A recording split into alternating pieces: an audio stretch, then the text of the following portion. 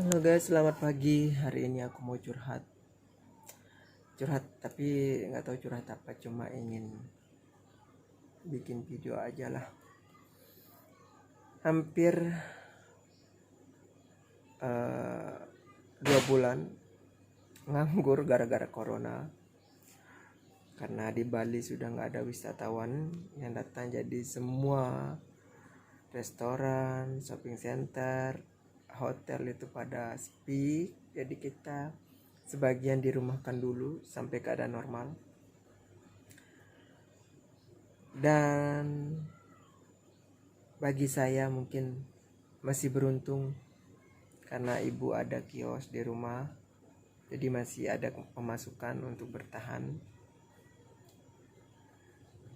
Tapi teman-teman yang masih bertahan di Bali itu pada berjuang mati-matian untuk mencari rezeki untuk bertahan di Bali. Aku harap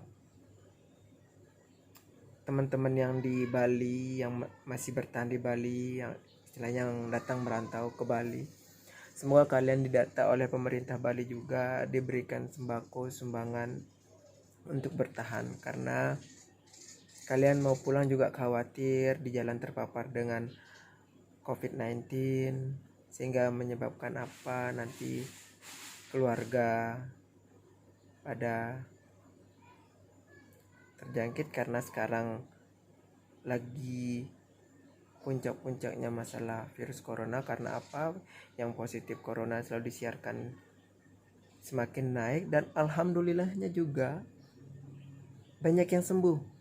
Walaupun angka kematian juga terus bertambah, tapi tidak sebanyak yang sembuh, alhamdulillah dengan itu. Tapi buat saya pribadi, sebagai juga anak kos yang pernah merasakan bertahan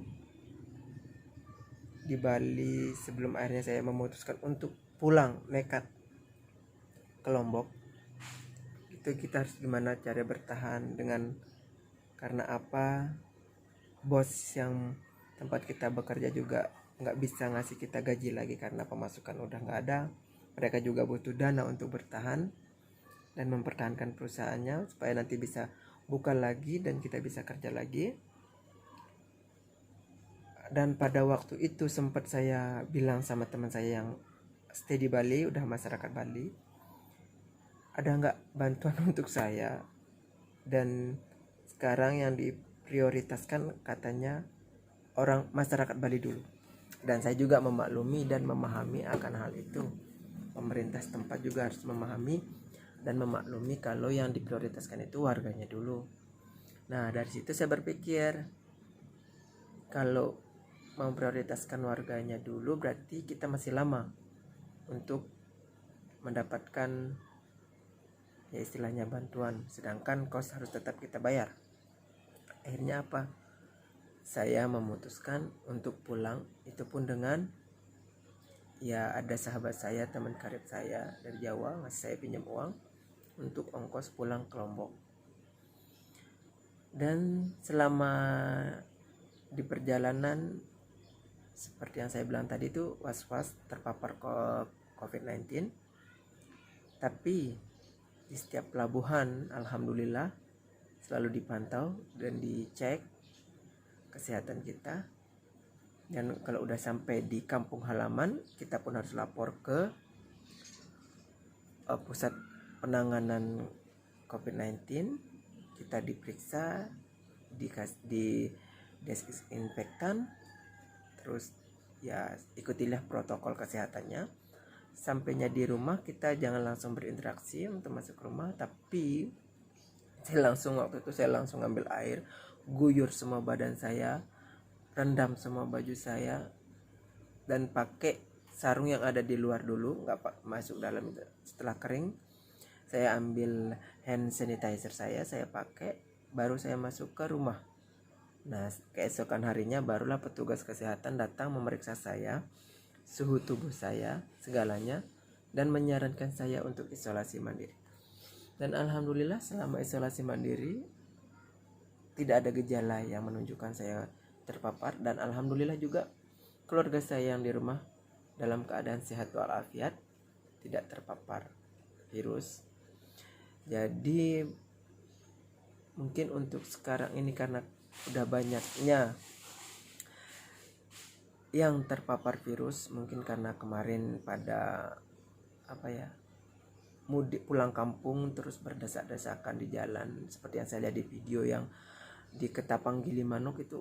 Waduh, mau menyalahkan tapi juga nggak bisa, karena mereka mau bertahan di Bali juga susah, bertahan untuk makan juga susah, bertahan untuk bayar kos juga nggak ada. Jadi ya mau nggak mau resiko besar pun harus dihadapi. Tapi intinya adalah ikuti protokol kesehatan dulu.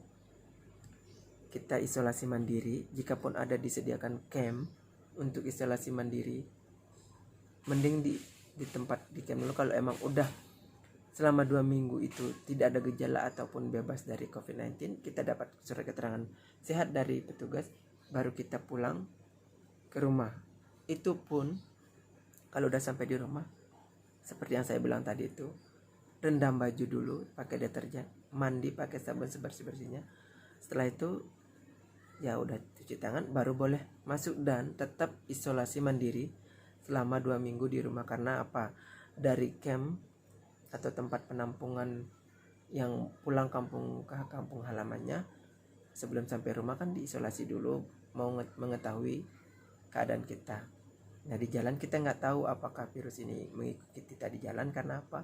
Karena menurut berita kalau virus ini diterbangkan oleh angin, bisa menyebar, dan itulah kenapa kita disuruh atau diwajibkan pakai masker dan hand sanitizer.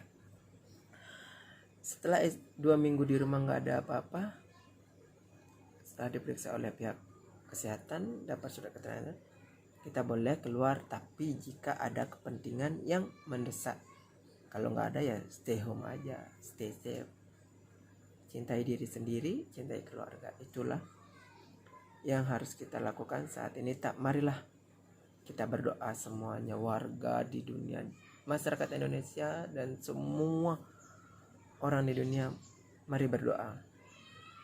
Semoga coronavirus ini atau COVID-19 ini cepat hilang dari muka bumi.